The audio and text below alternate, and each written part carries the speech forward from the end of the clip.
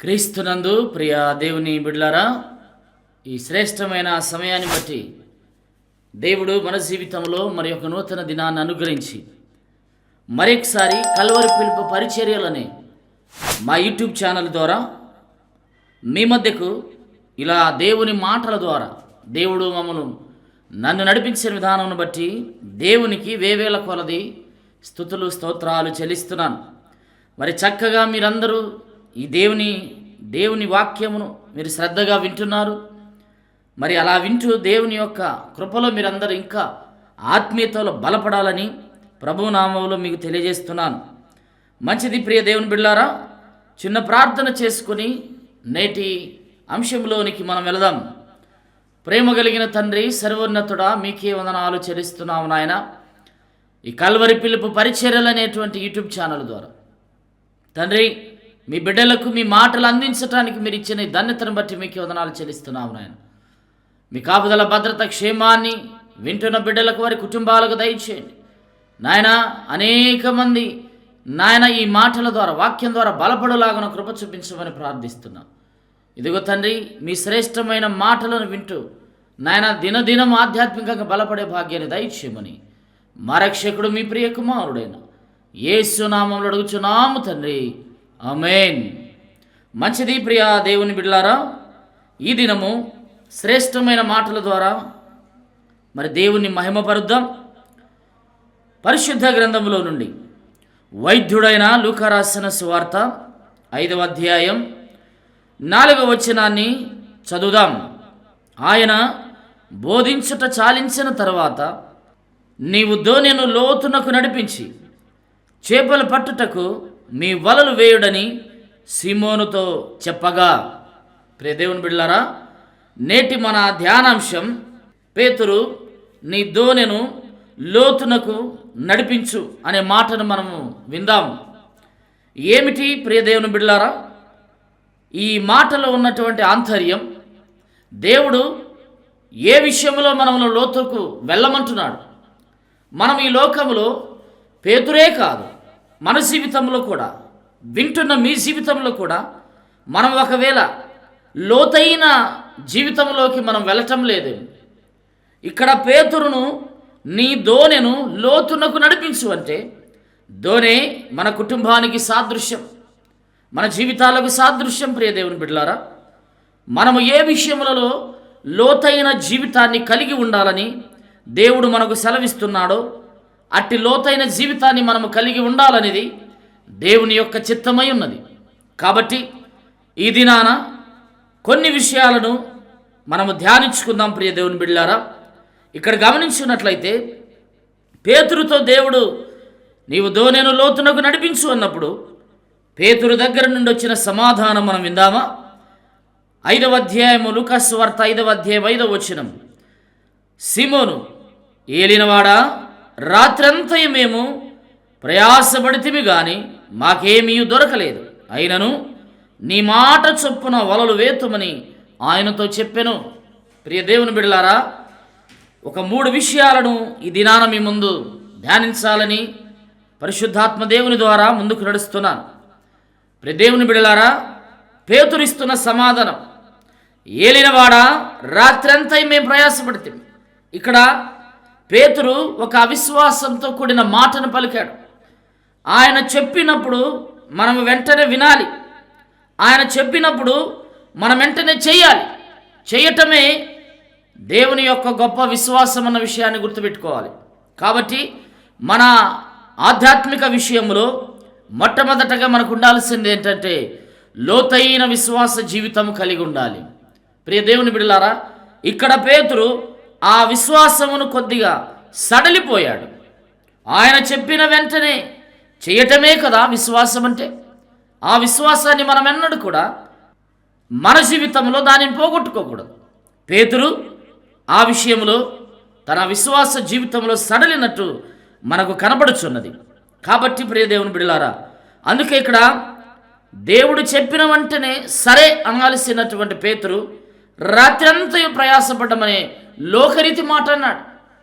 గమనించండి ప్రియ దేవుని బిడ్డలారా, ఆయన సమస్తము చేయగలిగిన దేవుడు, సమస్తమును సృజించిన దేవుడు కాబట్టి ఆయన మాటను మనం మీరుట అవిశ్వాసానికి సాదృశ్యం.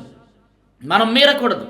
కాబట్టి ప్రియ దేవుని బిడ్డలారా, పేతురు అలా అని వెంటనే ఆయనను నీ మాట చొప్పున వలలు వేతుమని ఆయనతో చెప్పాను అనే మాట అన్నాడు. గమనించండి ప్రియ దేవుని బిడ్డలారా, మన జీవితంలో దోణిల లోతుకు నడిపించటం అంటే మన కుటుంబాన్ని, మన ఆధ్యాత్మిక జీవితమును లోతైన విశ్వాస జీవితంలోనికి మనము వెళ్ళాల్సిన అవసరం ఉంది. మనము పైన విశ్వాసాన్ని కలిగి ఉన్నామేమో. ఈ వాక్యం వింటున్న నీవు కూడా నీ జీవితంలో కార్యము జరగలేదంటే, నీ కుటుంబంలో కార్యము జరగలేదంటే, నీవు అనుకున్నది జరగటం లేదంటే, నీవు లోతైన విశ్వాస జీవితంలో నీవు ఉండలేదేమో. ఈ మీదట ఈ వాక్యము ద్వారా నీవు ఇక నుండి లోతైన విశ్వాస జీవితాన్ని దేవుని యందు ఉంచవలసిన అవసరం ఉంది. నువ్వు దేవుని యందు విశ్వాసమును కనపరిచితే దేవుడు గొప్ప ఆశీర్వాదాలు ఇస్తాడు ప్రియ దేవుని బిడ్డలారా. కాబట్టి లోతైన విశ్వాస జీవితాన్ని మనము కలిగి ఉండాలి. అబ్రహాము లోతైన విశ్వాస జీవితాన్ని కలిగి ఉన్నాడు ప్రియ దేవుని బిడ్డలారా. అందుకే ఆయన విశ్వాసులకు తండ్రి అయ్యాడు. దేవుడు తన కుమారుణ్ణి, ఏకైక కుమారుణ్ణి, అబ్రహామా నీ కుమారుని నాకు ఇవ్వయ్యా అన్నప్పుడు ఏమాత్రము కూడా వెనుకు తీయలేదు కదా. ఎంత గొప్ప విశ్వాసం ప్రియ దేవుని బిడ్డలారా. ఆ మాట విన్న వెంటనే అబ్రహాము తన కార్యాచరణ జరిగించాడు. దేవుడు చెప్పిన వెంటనే ఏమాత్రము మాటలాడక తన కుమారుని తీసుకుని బలివ్వటానికి వెళ్ళాడు. ప్రియ దేవుని బిడ్డలారా, అతడు చేసినటువంటి ఆ కార్యమును బట్టి దేవుడే బహు గొప్పగా ఆశ్చర్యపడను అనే మాట దేవుని వాక్యములో మనం చూస్తాం. అనగా ఆశ్చర్యపడటం అంటే దేవుడు ఒక మాట అన్నాడు. ఆదికాండము 22వ అధ్యాయము 12వ వచనంలో ఒక మాట ఉంది.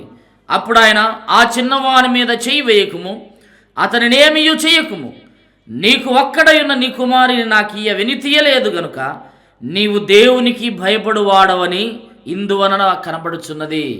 నిజంగా ప్రియ దేవుని బిడలారా, దేవునికి భయపడువాడు కాబట్టి, దేవుని యొక్క లోతైన విశ్వాసం కలిగిన వాడు కాబట్టి దేవుడు చెప్పిన వెంటనే అబ్రహాము క్రియల రూపంలో కనపరిచెను కాబట్టి నిజంగా అతడు దేవుని యొక్క కృపలో విశ్వాసులకు తండ్రి అయ్యాడు. మరి ఒక మాటను బట్టి ఆదికాండం 22వ అధ్యాయం 18వ వచనంలో దేవుడు ఈ విధంగా అంటున్నాడు, మరియు నీవు నా మాట వినినందున. ఈ మాట చూడండి ప్రియ దేవుని బిడ్డలారా, లోతైన విశ్వాసము ఉండటం అంటే ఆయన మాట వినాలి, ఆయన చెప్పినది చేయాలి. పేతురు ఆ మాట వినలేదు. మొదటగా ఆయన మాటను వ్యతిరేకంతో మాట్లాడాడు. తిరిగి తేరుకుని అయ్యా నీ మాట ప్రకారం చేస్తానని అన్నాడు. కానీ మాట ముందుగా చెప్పిన మాటనే మనం పరిగణనలోకి తీసుకోవాలి.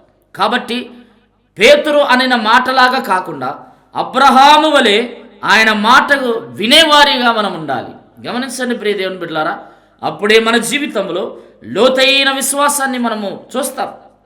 అందుకే ఇక్కడ ఆదికాండం 22వ అధ్యాయం 18వ వచనంలో ఈ మాట అన్నాడు దేవుడు, నీవు నా మాట వినినందున భూలోకములోని జనములన్నీ నీ సంతానం వలన ఆశీర్వదించబడును, నా ఆశీర్వదించబడును, నా తోడని ప్రమాణము చేసి ఉన్నాను యెహోవా సెలవిచ్చెను. ఎంత శ్రేష్టమైన మాట ప్రియ దేవుని బిడ్డలారా. దేవుడు అబ్రహాము యొక్క విశ్వాసమును చూచి తాను తనకంటే గొప్పవారు ఎవరు లేరని దేవుడు తలంచి అబ్రహాముతో తన తోడని ప్రమాణం చేశాడంట. ఎంత గొప్ప విషయం ప్రియ దేవుని బిడ్డలారా. దేవుడి తన మీదనే ప్రమాణం చేసుకునే అంత విశ్వాసాన్ని అబ్రహాం కలిగి ఉన్నాడు ప్రియ దేవుని బిడ్డలారా. గమనించండి, ఇక్కడ పేతురు మాత్రము దేవుడు చెప్పిన మాటను వినలేదు కదా.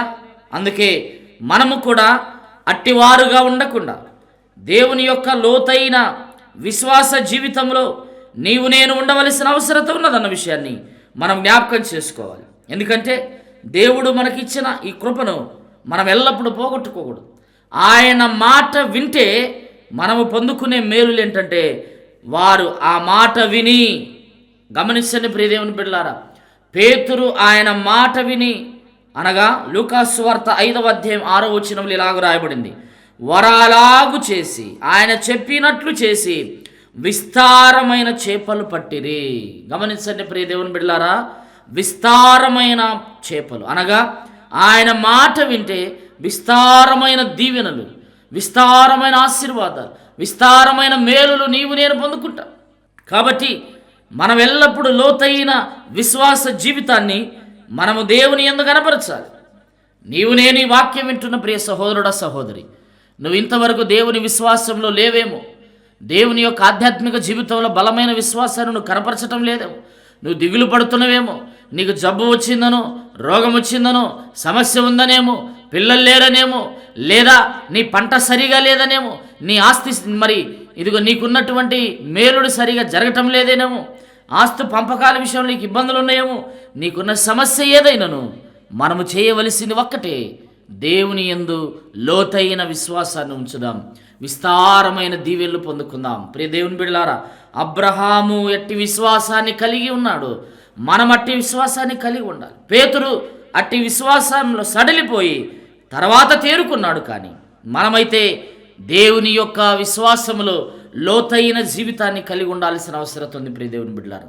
కాబట్టి ఇక్కడ మన అంశము, నీ దోణెను లోతునకు నడిపించు. మన కుటుంబం అనే దోణెను విశ్వాసములో లోతుకు నడిపించాలి. కుటుంబంలో పిల్లలు ఉన్నా సరే, కుటుంబంలో ఉన్న భార్యాభర్తలు ప్రతి ఒక్కరూ దేవుని విశ్వాసంలో ఉండాలన్నదే దేవుని చిత్తమై ఉన్నది. ప్రియ దేవుని బిడ్డలారా, ఈ మాట మనం గ్రహించాలి. ప్రతి విషయంలో కూడా మనం ఎప్పుడు దేవుని నమ్మినటువంటి బిడ్డలు నిరుత్సాహం ఉండకూడదు. దేవుని నమ్మినటువంటి బిడ్డలు నిస్సహాయములు ఉండద్దు. దేవుని నమ్మినటువంటి బిడ్డలు చింతపడకూడదు. మనం ఎప్పుడు కూడా దేవుని యొక్క లోతైన విశ్వాసములుంటే రాబోయే దినాలలో విస్తారమైన దీవెనలు ఆయన ఇవ్వబోతున్నాడు అన్న విషయాన్ని గుర్తుపెట్టుకోవాలి ప్రియ దేవుని బిడ్డలారా. ఆమేన్.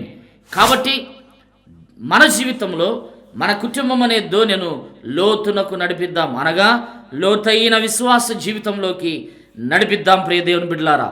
ఆ క్రమంలో రెండవ మాట మనం చూద్దాం. పేతురు వెంటనే గమనించండి ప్రియ దేవుని బిడ్డలారా, లూకాసు వార్త 5వ అధ్యాయం 8వ వచనములో ఈ విధంగా అంటున్నాడు, సీమోను పేతురు అది చూచి దేవుని యొక్క మోకాళ్ళ ఎదుట సాగిలపడ్డాడు. అనగా ప్రియ దేవుని బిడ్డలారా, లోతైన మోకాళ్ళ ప్రార్థన జీవితాన్ని మనము కలిగి ఉండాలి. లోతైన మోకాళ్ళ ప్రార్థన. ఈనాటి కాలంలో చాలామంది ప్రార్థించటం లేదు, అసలు ప్రార్థనకు సమయం ఇవ్వటం లేదు. దేవుడు మనకెంతో సమయాన్ని ఇస్తున్నాడు ప్రతిదినము. ఆ సమయాన్నంతా కూడా సెల్ ఫోన్ల ద్వారా పాడు చేసుకుంటున్నారు, టీవీల ద్వారా పాడు చేసుకుంటున్నారు, సినిమాల ద్వారా పాడు చేసుకుంటున్నారు, కళ్ళబల్లి కబుర్ల చేత పాడు చేసుకుంటున్నారు, ముసలమ్మ ముచ్చట్ల ద్వారా పాడు చేసుకుంటున్నారు. దేవుని వాక్యం ఏం సెలవిస్తుందంటే, నువ్వు ప్రార్థిస్తే నువ్వు మేలులు పొందుతావు, నువ్వు ప్రార్థిస్తే నీకు ఆశీర్వాదాలు వస్తాయి. గమనించండి ప్రియ దేవుని బిడ్డలారా, లోతైన మోకాళ్ళ ప్రార్థన జీవితము మనకు కావాలి. ఈనాడు మనం అట్టి ప్రార్థన జీవితాన్ని కలిగి ఉంటే మనం ఎన్నో మేలులు పొందుతాం ప్రియ దేవుని బిడ్డలారా. మన జీవితంలో ఎన్నడూ కూడా ప్రార్థనను మర్చిపోకూడదు. ఇక్కడ గమనించినట్లయితే దేవుని ఎదుట మోకాళ్ళ ఎదుట, యేసు ఎదుట మోకాళ్ళుని సాగిలపడ్డాడు. ప్రియ దేవుని బిడ్డలారా, మనము దేవుని దగ్గర ఎల్లప్పుడూ సాగిలపడాలి, ఆయన దగ్గర మోకరించి ప్రార్థించాలి. దేవుని వాక్యం మనకేం సెలవిస్తున్నదయ్యా అంటే, మనం ఎల్లప్పుడూ కూడా ఆయన ఎదుట సాగిలపడే వారిగా ఉండాలి, సాగిలపడి ప్రార్థించే వారిగా ఉండాలి. అందుకే కీర్తనకారుడు 95వ కీర్తన 7వ వచనములు అంటాడు, రండి నమస్కారం చేసి సాగిలపడుదము, మనలను సృజించిన యెహోవా సన్నిధిని మోకరించుదము, నేడు మీరు ఆయన మాటను అంగీకరించిన ఎడల ఎంత మేలు అంటాడు ప్రియ దేవుని బిడ్డలారా. కాబట్టి ఆయన సన్నిధానంలో మనం సాగిలపడాలి, మోకరించాలి. పేతురు ఆయన ఎదుట మోకరించాడు, దేవుని దగ్గర ప్రార్థన చేశాడు. ఆయన చేసిన తప్పిదమును బట్టి దేవుని ఎదుట మోకాళ్ళుని ప్రభువా ప్రభువా అని దేవుని ఎదుట మొరపెట్టుచున్నాడు ప్రియ దేవుని బిడ్డలారా. మరి వాక్యం వింటున్న నీవు ఎట్టి ప్రార్థన జీవితాన్ని కలిగి ఉన్నావు? చాలామంది లోకంలో ఉన్న వాటికి ఎక్కువ సమయాన్ని ఇస్తున్నారు, కానీ ప్రార్థనకు సమయం ఇవ్వటం లేదు. లోకంలో ఉన్న వాటికి ఎక్కువ సమయాన్ని కేటాయిస్తున్నారు, కానీ ప్రార్థనకు సమయాన్ని ఇవ్వటం లేదు ప్రియ దేవుని బిడ్డలారా. మనకు దేవుడిచ్చిన ఇటు భాగ్యాన్ని ఎవరు కూడా విడిచిపెట్టుకోక మనం ఎల్లప్పుడూ కూడా దేవుని యొక్క ప్రార్థనలో ఉండాలన్నదే దేవుని చిత్తమై ఉన్నది. గమనించండి ప్రియ దేవుని బిడ్డలారా, లోతైన ప్రార్థన జీవితాన్ని మనం అలవాటు చేసుకోవాలి. అది మన జీవితానికి ఎంతో మేలు. హిజ్కియా లోతైన ప్రార్థన చేశాడు, అందుకే తన ఆయుష్ను బహు గొప్పగా పెంచుకున్నాడు ప్రియ దేవుని బిడ్డలారా. మన జీవితంలో కూడా అట్టి లోతైన ప్రార్థన జీవితాన్ని కలిగి ఉందాం. గమనించండి, ఒక మాటను మనం చూద్దాం ప్రియ దేవుని బిడ్డలారా. మనలను బ్రతికించేది ప్రార్థన. మన ఆయుధం ప్రార్థనగా ఉండాలి. మన ఆయుధం ఏదైనా ఉందంటే అది ప్రార్థన. కాబట్టి మనం ఎల్లప్పుడూ కూడా దేవుని దగ్గర ప్రార్థన జీవితాన్ని కలిగి ఉండాలి. గమనించండి, యేసుక్రీస్తు వారు కూడా ఈ లోకంలో ఉన్నప్పుడు ఆయన మోకాళ్ళ ప్రార్థన చేశాడు ప్రియ దేవుని బిడ్డలారా. ఎందుకంటే ఆయన ఈ లోకానికి వచ్చింది, ఆయన చేసి మనము చేయమని చెప్పాడు.